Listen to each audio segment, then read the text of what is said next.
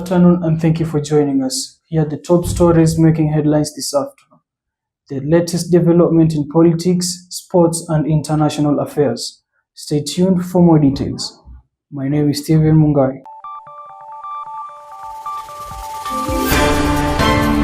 First headlines. Questions and concerns continue to surround the proposed Ebola isolation in Nanyuki. Tragic accident occurred at Salaman along Nairobi-Mombasa highway. Several schools closed following the rise of students' unrest. Ruto calls on European investors to expand investments in Kenya. Now stay tuned for more of our top stories making headlines.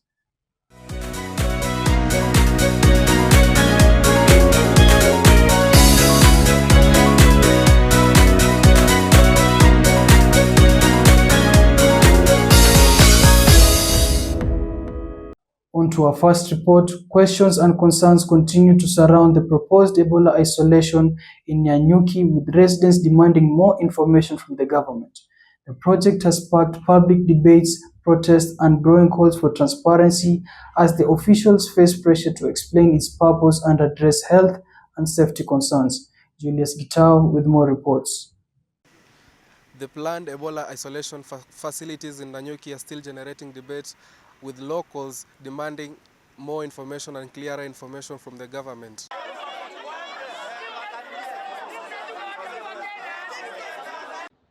The controversy surrounding the proposed Ebola isolation facility in Nanyuki continues to draw national attention, with residents and leaders demanding greater transparency from the government. Questions remain over the purpose of the facility, its operation, and the level of public involvement in the planning process.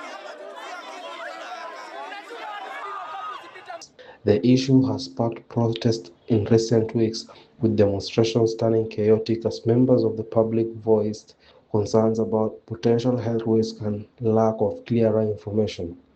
Many residents say they want assurances that the facility will not pose any danger to the surrounding communities, and calling on authorities to openly address their concerns. As pressure continues to mount, state officials are facing increasing scrutiny over delays in releasing details about the project. Critics argue that greater transparency is necessary to build public confidence and prevent the spread of misinformation surrounding the facilities.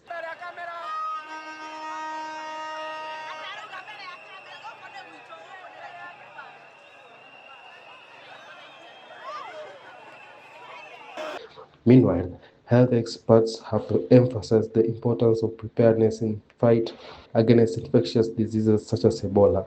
That pass through here on a daily basis. If you look at the inbound trucks that come through, we have about 300 of them on a daily basis. So it's a very, very busy border.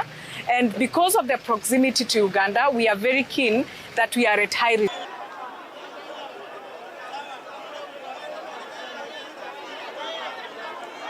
Together with the Ministry of Health, we have isolation facilities, including in Thika. They argue that strengthening surveillance systems, improving emergency response capacity, and enhancing public awareness are critical steps in protecting communities from future outbreaks. The debate has also drawn international attention, with calls from wealthier nations to support Ebola preparedness efforts across East Africa. Worries over health risks and accountability continue to rise as the officials continue to face rising pressure from the locals. I am Julius Gitau reporting for Newsline TV. Now on to our next report. 8 people lost their lives and 29 others sustained serious injuries following a tragic road accident at Salama along Nairobi-Mombasa highway on Sunday night. Tito Kubai with more details. 8 people lost their lives, while 29 others sustained serious injuries following tragic road accident that happened at Salama along Nairobi-Mombasa highway on Sunday night. The accident occurred near the ACK Salama area and involved multiple vehicles, including a bus, a truck, private cars, and a motorcycle. According to police reports, the collision happened when a lorry reportedly veered into the opposite lane, leading to a head-on crash. Emergency responders rushed to the scene and transported the injured victims to San Amund Sub-County Hospital for treatment. Nililetwa hapa usiku na nimehudumiwa sawa juu sasa naelekea kuwa mzuri. Kwa Mungu nasema ni asanti juu. Unajua mambo mengi kama haya ikifanyika sana sana watu hufa. Wetu alikuwa mmoja wa wenye walipoteza roho zao. Unajua hapo hiyo salama yenyewe inaonekana ni kama kuna kuanga na ajali. Kwa hivyo serikali ikitusaidia kwa kupanua itakuwa pia itasaidia wananchi. We had 8 deaths on the spot. All the bodies were received and kept in our mortuary. The emergency response team was mobilized promptly. They were stabilized. 7 of them were referred to Makueni Teaching and Referral Hospital. The rest who had fractures were referred to Makindu Hospital. Authorities have launched investigations into the cause of the accident, while road users have been urged to exercise caution along the Salama stretch, which has experienced several fatal accidents in the past. As a country, what measures do we need to take to avoid this tragic accident that happening along the country severally? Reporting for Newsline Media, I'm Tito Kubai. Next up, a wave of students' unrest has forced several schools across the country to send learners home as education stakeholders continue to seek lasting solutions to the growing crisis. The incidents have disrupted learning and raised concerns among parents and education officials, with calls for urgent interventions to restore calm. Gadiel Satin with more reports. Pushback is mounting against Education Secretary Julius Bitok's proposal to suspend examination in cases of unrest, with school heads insisting that assessment remains vital in the process of learning. They argue that exams drive academic focus and enable teachers to assess learners' progress. Speaking during a phone call with local station KTN, Kisha Chairman Willie Kuria said students will be more problematic if they don't have exams. School administrators also cautioned that dialogue with students is not always a straightforward solution, as some of the students' demands are hard to meet or may be hard to implement. As stakeholders in the Ministry of Education continues discussion on the matter, several schools have sent their students home due to unrest witnessed in different parts of the country. The incidents, which have been reported over the past week, have disrupted learning in a number of institutions, forcing school administration to temporarily suspend studies as they seek lasting solutions. Education officials, parents, and school administrators have expressed concerns over the increasing cases of student unrest, with calls for enhanced guidance and counseling programs to address challenges facing learners. The Ministry of Education has assured the public that consultations are ongoing to establish the root causes of the unrest and implement measures aimed at restoring stability in schools. And the reason as to why school administrations are taking this step is because they are trying to avoid another incident like what happened in Utumishi Girls High School. Reporting for Newsline Media, I'm Gadiel. Back after a short commercial break.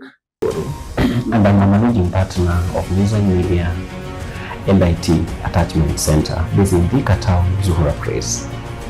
A Newsline Media and Training Agency was started out of passion to empower young people who had interest in media trainings and IT, whereby we do offer them the practical marketing skills. The reason why we started is because we noted that most of the students, whenever they are doing attachments, majority, I don't want to say all, but majority noted that they just do it because it's mandated from their school, just for them to graduate. And the bigger question was, what next after graduating? We noted that, I don't know whether you are aware, 60% the student graduates, they don't earn from their respective certification. Just because during their attachment period, they not cultivate. And you know the essence of the attachment is for the student to get the skills, network, and exposure. And if you do for the sake of just graduating, there is a burden ahead. Because you'll not be in a position to network, considering you don't have the right skills.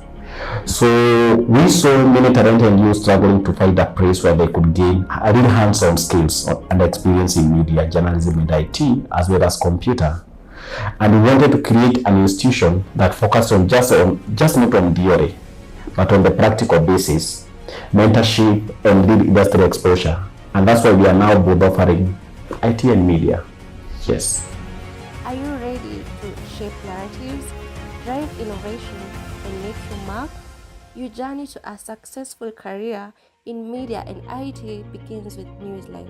Looking for an attachment? Send your application to Newsline Digital TV at gmail.com or call 0742 577 038.